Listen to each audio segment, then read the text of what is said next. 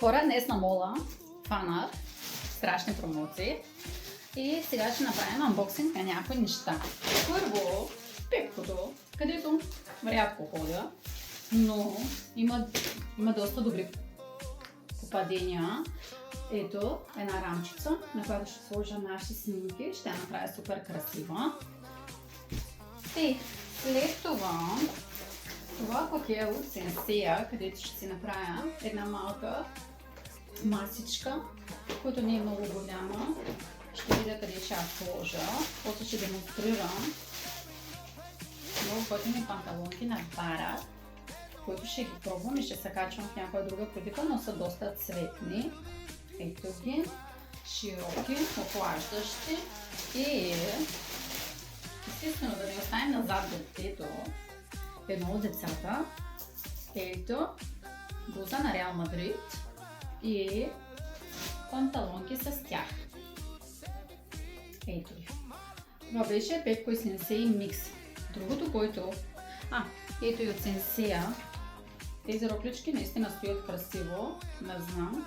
Много време ги подминавах, но са много красиви и стоят много хубаво. Също и едно обикновено потличе рипсено. Също готино. Даже вижте деколтето е образно.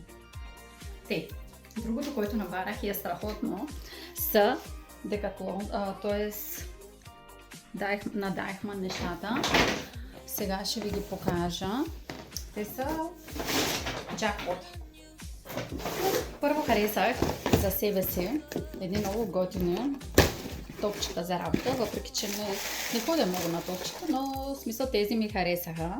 Особено този детайл, където е лъскавия, не знам колкото се вижда, стоят страхотно.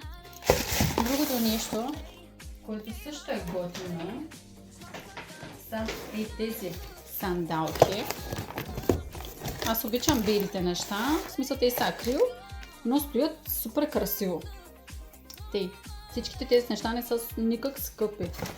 Значи тези сандалки са 25 евро, докато другите топчетата бяха за 15 евро, защото бяха само останали 2-3 шифта. Другото, което е, за мама харесах едни страхотни маратонки. Мисля, че ще й допаднат. Те бежови с златен акцент, които стои много красиво. Между другото, връзците не се отвързват, ами си стоят, те са еластични. Те са много красиви. И другото попадение, което за първи път срещам тази марка, Bench, но когато обух тези чехли са супер страхотни. Бяха останали единствен номер и това е моя 3 серия, но стоят, тя самата подметка е супер готина и това отгоре е супер меко. Значи като ги обуеш е направо върха. До тук са нещата. Малко отидох и до Лилито, естествено. Няма как да го пропусна. На Лили, естествено, си взех ролки за косата, защото сега е на мода да се кадриш. Взех си, докато си мия лицето, една джиджина еластична за главата. Маски за лицето задължително, те са с витамин С, който изчистват лицето, го изедначават пена и естествено на Николета марката червила. Аз много ги харесвам. Имам от тях доста, но в смисъл този цвят го няма. За него ще направя отделно ревю. Мога да ви ги покажа всичките неща, които имам от нея. Мога да ви кажа, че когато си сложиш от нейните червила, стои целия ден и въобще не е лепкаво на устата или в смисъл нещо подобно. Сега не си личи много добре цвета, ще го направя на по-хубава светлина. Това са покупките за сега, които ги направих днес. Когато почвам да ги нося, ще ги видите в действие как стоят. Обичам ви!